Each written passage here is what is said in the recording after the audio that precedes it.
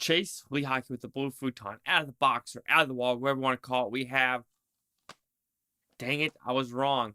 Prince of Persia, Sands of Time. You know me, I'm a Jake Gyllenhaal fanboy. So is this fanboy gonna stay in my positive, or is it gonna be lower in the fanboy ranking? Let's find out.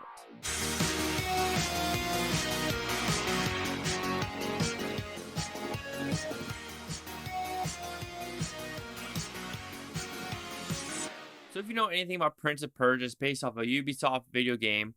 And what's it about? It's about a prince in Persia finds a dagger. You click the dagger and you can rewind time. Now in this story, he's an orphan, going to be a prince, a fake prince if you want to put it this way. Now his family members keep dying. His father, aka the king, died. Who killed him? He's framed. Is he going to figure it out? Will he reverse time? Will his family survive? Let's find out. So did I enjoy this movie? I thought it was a fun little action adventure. From the moment I saw it, I think it came out in 2012, 2013, I still enjoyed the movie. Here, rewatch it.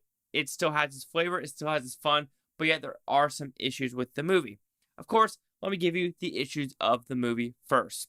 To me, the biggest issue, I want to call it the directing, but I'll call it the directing style of some of the action in this movie. You have fight coordinators, David Bell. He is in District B13. A great parkour movie. So if you have a stunt coordinator like him doing this movie, utilize him to the extent they did. This is what Assassin's Creed wanted to be, even though that came out way later. The issue with this movie is what they decided to do with some of the camera movement, as well as some of the camera slow motion, or the whole phasing style. What I mean by phasing style is when there's an action scene going on in the background, it'll do like a little, I don't even know what you call it, like they've slowed the frame down, but also made it fuzzy, or almost like, I hate calling it matrixy, but almost like someone's here in the shadow when the dust is here. So it doesn't look like it's in real time. That's the best way I could put it. I'm shitty when it comes to explaining stuff, but with not being in real time for parkour and these stunts being as realistic as possible, yes, there is some blue screen, but there's a lot of real parkour stunts. Jake Gyllenhaal does a lot of their stunts, and they built like 35 sets. They try to make this as realistic as possible and didn't do as much CG. They did this in Morocco, Marrakesh. I've been in Morocco, Marrakesh, and I've seen some of the stuff they were actually showing in this movie. I ran a marathon there, aka if you decide to do a marathon, train to do a marathon. But so with that style of directing and editing, it kind of takes you out of the movie, because if you do have these really good stunts going on, wide scope it, show it off to the world that these are real, this ain't CGI stuff, and we're going to try to do balls to the wall stunts. Also, I mean, the story, it is very formulaic of, backstabbing, even though there are some twists and turns where you're like, okay, that person could have been a bad guy, but it wasn't. And this person could have been a good guy, but wasn't. So I did like how there were some backstabbing or unbackstabbing that you would think like, oh, that person's got to be bad the whole time. That person's got to be good the whole time. So there are some characters where you're like, oh, okay, this wasn't as backstabby or good-ish as I thought. Other than those small, I wouldn't call it small problems, they're actually pretty significant, because that's the technical aspect of enjoying the film. The formulaic story, I get kind of wash that away, because if the movie is made well, it will go in that good category. But with the camera style and the editing of some of these real stunts, it's like you are taking me out of the movie. District B13, I'm going to put it out there again, because that's the same actor that was in it. Not the Paul Walker one, the Brick Mansion one.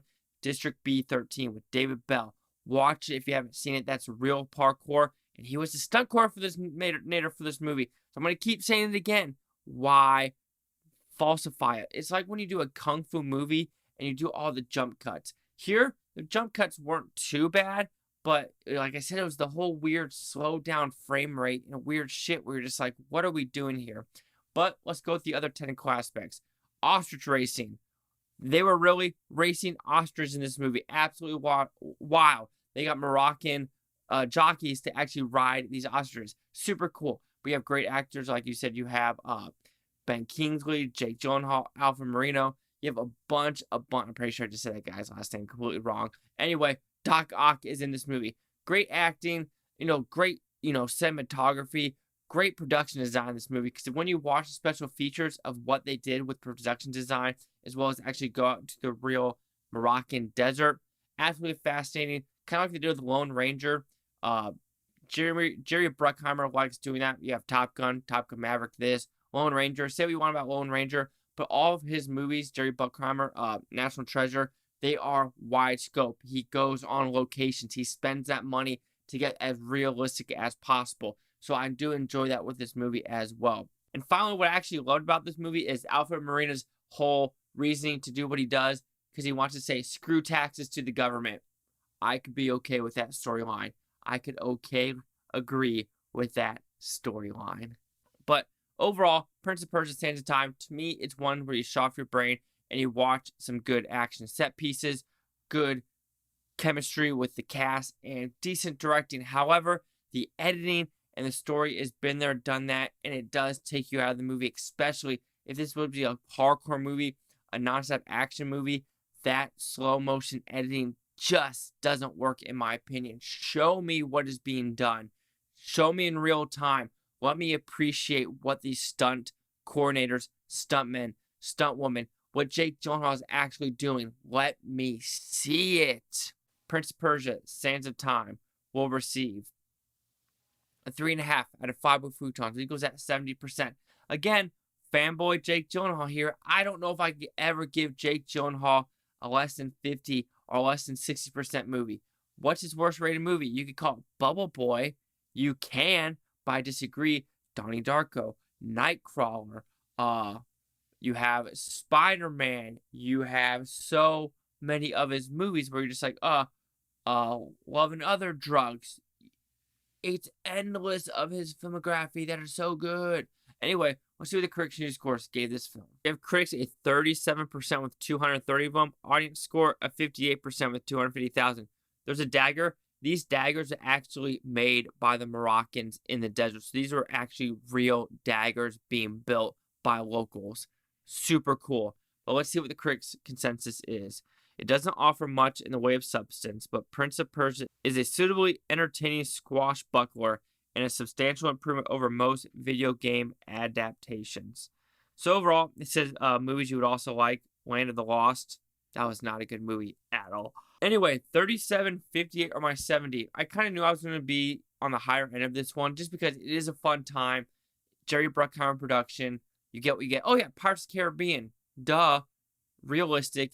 Let's do it. So, Chase Talk with Blue Futon. Like, comment, subscribe. Let me know what you think of Blue Futopia. You Blue Futonians. Thanks for watching. Have a great day. I'll say it again. It's just simple fun. Some people just take shit too seriously. Just watch it for the heck of it if you want silly action.